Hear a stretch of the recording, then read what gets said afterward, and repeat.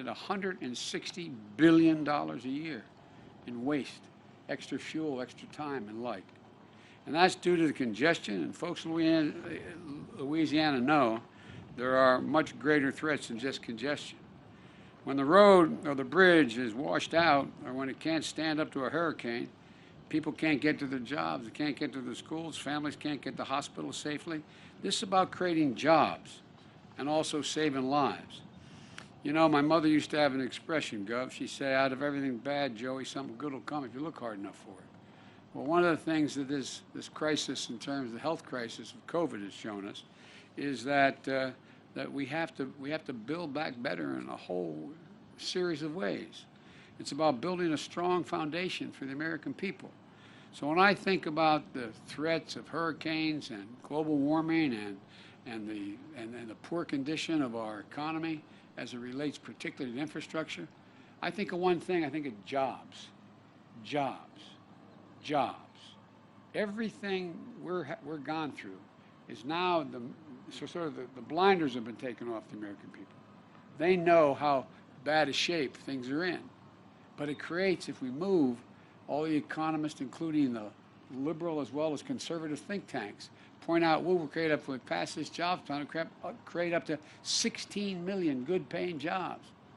Not $8 an hour, $12 an hour, $15 an hour, prevailing wage jobs. Wages you can raise a family on. My dad would say, just a little bit of breathing room after everything's paid. And so, you know, this state is working to rebuild the I-10 bridge, but we can put America to work in every state, fixing roads and bridges that are in desperate need of repair.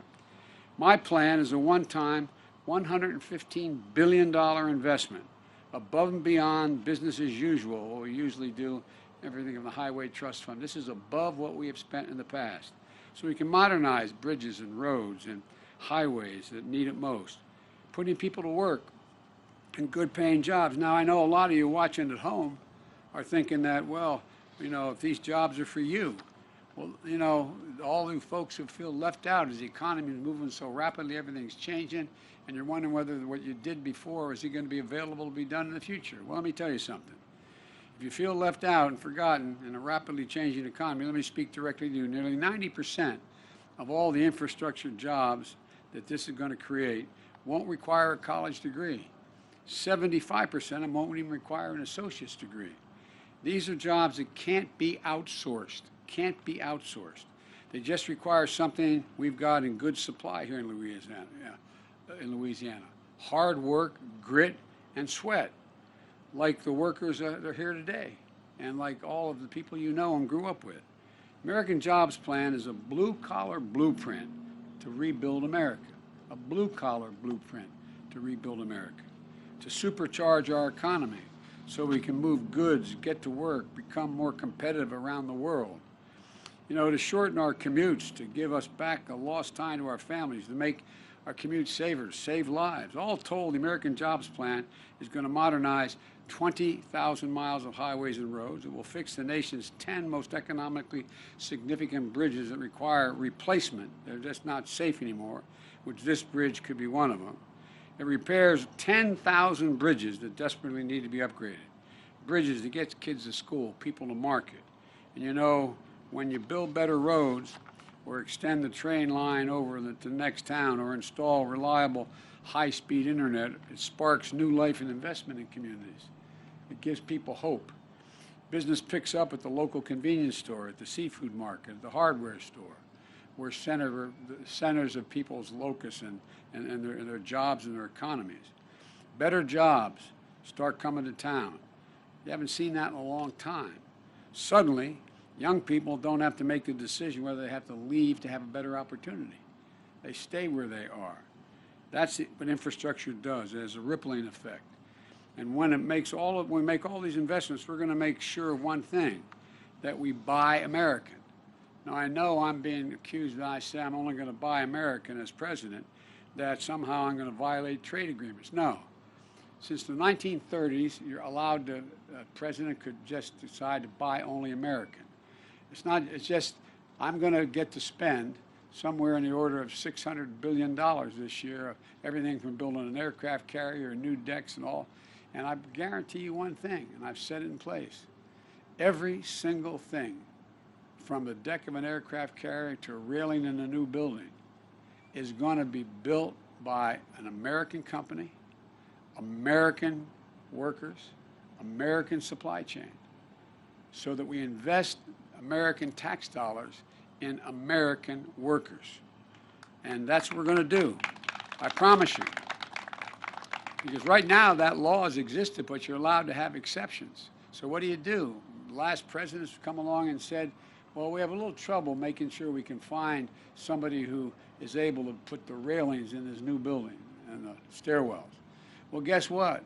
There's a whole hell of a lot of Americans to make that. So we're going to have a spot you just call the White House. We'll find you any company that makes those railings, for example, as one concrete example, rather than going abroad to purchase those.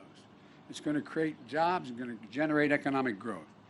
And look, this is all about making a choice between giving tax breaks to super wealthy and to corporations and investing in working families. We're going to build a country. I look at this as what I'm talking about is giving essentially tax breaks to hard-working, middle-class, and working people who built this country. In my view, it's an easy choice. Invest in workers wearing hard hats and doing the hard work of rebuilding the country, and put line workers, for example, to put line workers and electricians to work laying thousands of miles of transmission lines to build a modern energy grid, to put engineers and construction workers to work building modern roads and bridges, weatherizing homes and buildings, and setting new standards where they have to be built with better material and they have to be built to withstand heavy winds and hurricanes and the like, and withstand the impact of the changing weather. To put plumbers and pipe fitters to work, replacing 100% of the nation's lead pipes and service lines that are delivering poison water to our kids. And there are over 400,000 schools in America have lead pipes leading, 400,000, yes, that's right, 400,000 have lead pipes going to the schools right now. And you have over 10 million homes where their water source is fed by lead pipes were laid years and years ago. We're going to rip it all up, and make it safe all across America. And it's going to provide millions of jobs, thousands of jobs, and it's going to provide much more security. It's going to put plumbers and pipe fitters to work, replacing this, so every child in America can turn on a faucet and not worry about drinking polluted water. I'm going to be visiting the water plant in New Orleans today to get a closer look at what's needed to modernize the city's water system, because it needs modernization and they need it repaired. Look, these are the highest values investments you can make as a nation, and they last the longest. Economists, left, right, and center, agree that these are investments we need to make to generate historic economic growth that's maintained, not just bringing jobs back, but creating new jobs.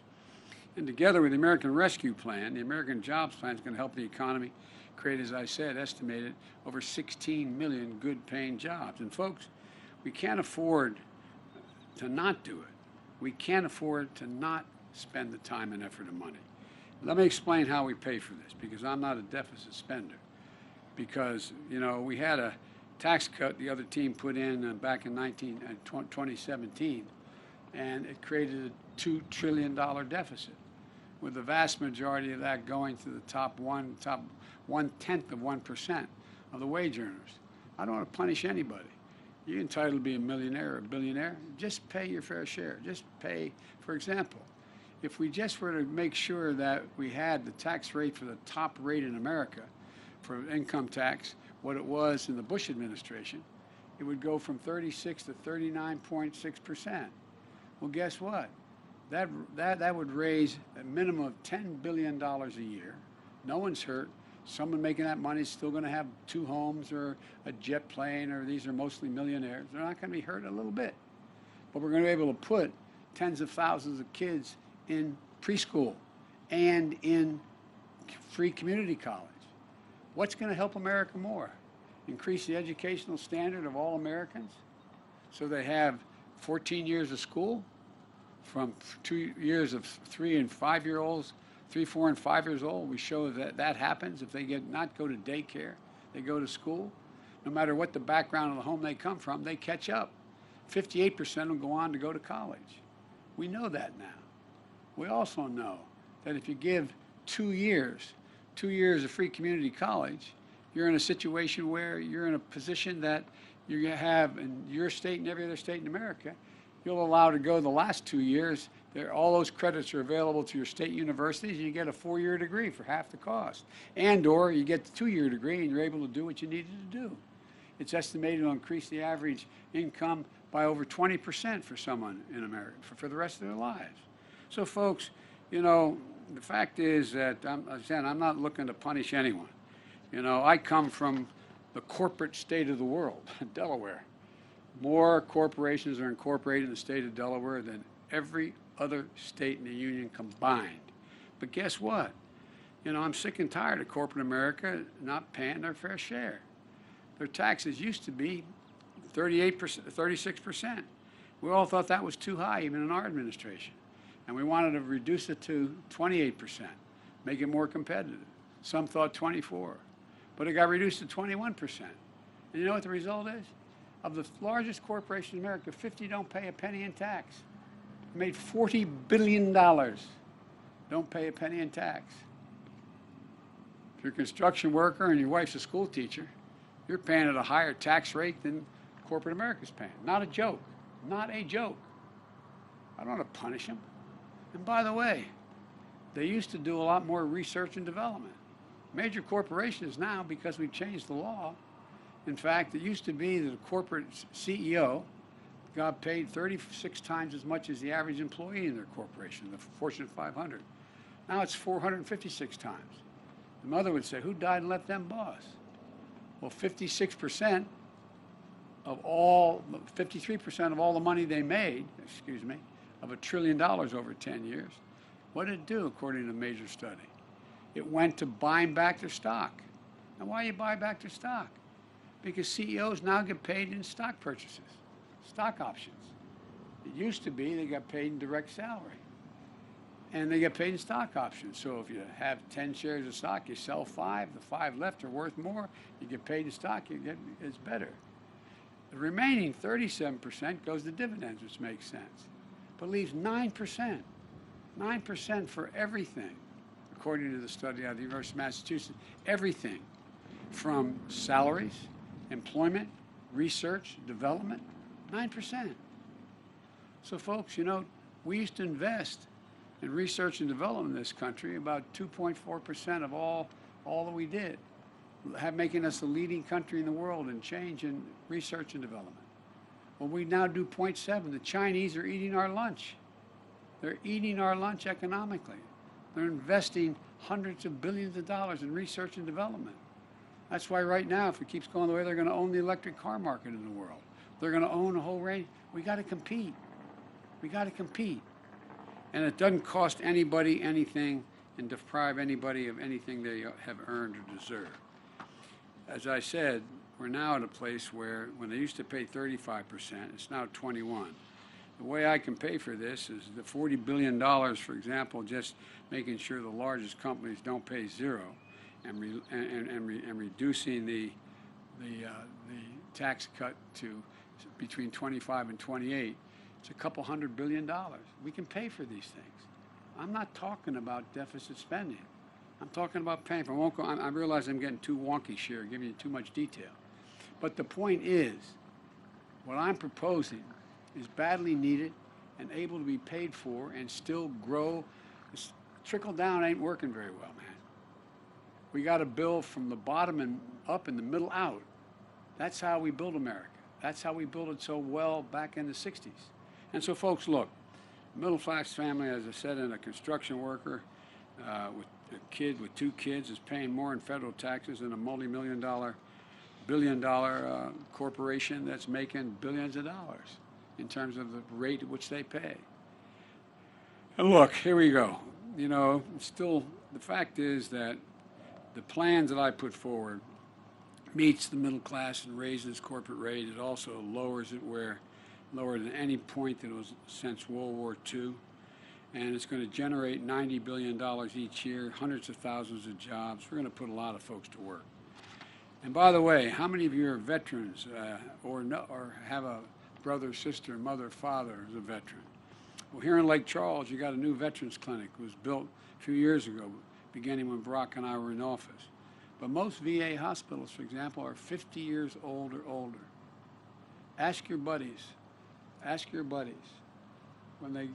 We have more people, more veterans, and more active military committing suicide every week than are killed in all our wars. Why? Pick up a phone. We have more people coming back with post-traumatic stress than anything else. I carry in my pocket my schedule. In the back of my schedule, I have updates, U.S. troop updates. How many people have died in Iraq and Afghanistan? Not generally over 6,000. 6,000 as of this morning, 927. Because every single solitary one of those fallen angels left an entire community behind. Wounded, 53,196, not roughly 53,000. Well, guess what? Ask your people, ask around in your state and any other state. You got a husband, a wife calling saying she has post-traumatic stress and I need to get her in there right away. But we can't see you for 3 weeks. We don't have enough docs. And the buildings are 50 years old. We have a sacred obligation to invest in that infrastructure. Better docs, not better docs, more docs, more psychiatric nurses in order to take care of these things. Look, folks, the bottom line here is, and I'm going on too long, the American Jobs Plan puts people to work upgrading VA hospitals and put for our veterans and our service members and military families. And let me ask you, what's better for America? A tax cut to make corporations richer and CEOs richer, or investments going to make our country stronger, more competitive, and lift up the standard of living for everybody? And by the way, this is not punishing anybody. All those folks are still going to have 2 homes or 3 homes and their jets. It won't matter. Not going to change their standard of living one little bit. Not surprisingly, critics say they're worried that I'm going to stunt economic growth by raising taxes on corporations and wealth. There's just one problem with their argument: the facts. Experts have looked at it. The last time taxes were around the rates I'm proposing was in the 90s, and the economy boomed. America created 20 million new jobs in 8 years when these were the tax rates. And the fact are, the American economy has had record job creation and growth under the same kind of plan I'm proposing. And here's why. Our economy has always done best when everyone pays their fair share. Again, I'm looking to punish anybody. I'm looking to rebuild America as a world leader. I'm going to look to make sure we have the best and most significant infrastructure in the world. It's time to grow this economy from the bottom up and the middle out. Let me close with this. Infrastructure has historically been a bipartisan undertaking. There's no reason it shouldn't be that way again, as the mayor's evidence of, and others are. It's about coming together to create jobs, to make a more competitive world. What's the first thing anybody asks you when they want to put a new facility here in your city? How close is the interstate? What's the access to the lake? What's the water supply? They want to know you have the best infrastructure. Companies and corporations go where they can get their product made the quickest and get it to market the fastest. And we're doing everything we can to win the competition for the 21st century. I'm willing to hear ideas from both sides. I'm meeting with my Republican friends up in the Congress to see, number one, how much they're willing to go for, what they think are the priorities, and what compromises meet men. I'm ready to compromise. What I'm not ready to do, I'm not ready to do nothing. I'm not ready to have another period where America has another infrastructure month and doesn't change a damn thing. America is more competitive, better, and more capable than any nation in the world. There's not a damn thing we cannot do when we do it together. It's about time we start working together like mayors and local officials do, like governors do. I find more support from Republican governors and mayors and Democratic governors and mayors around the country because they gotta answer the question: is life better in this town, this city, this state than it was before I got elected? And we can make it better. We can make it better. It shouldn't be controversial. So let me conclude by saying God bless you all, and may God protect our troops. Thank you.